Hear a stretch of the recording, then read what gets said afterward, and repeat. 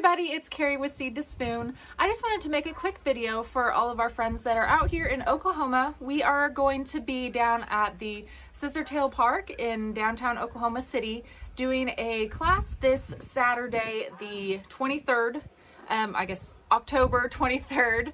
So we're going to be out there at 10 a.m. next to the stage at Scissortail Park.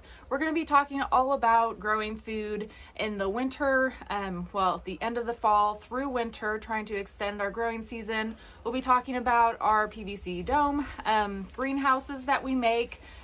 We make those really easy and cheap, so we wanted to share that with you guys as well. And we're also going to be having a lot of smart pots that are planted with some herbs and maybe some greens, kind of depends on what we get, and we'll plant those out, and we're going to be having a giveaway for a lot of smart pots and all of that. So if you are around here downtown this Saturday, we would love to see you all out there. Come say hi to us. I almost forgot one of the best parts. So we are going to be bringing a couple of our goat friends down. We're going to be bringing probably some of my favorites. I'm partial to the little ones.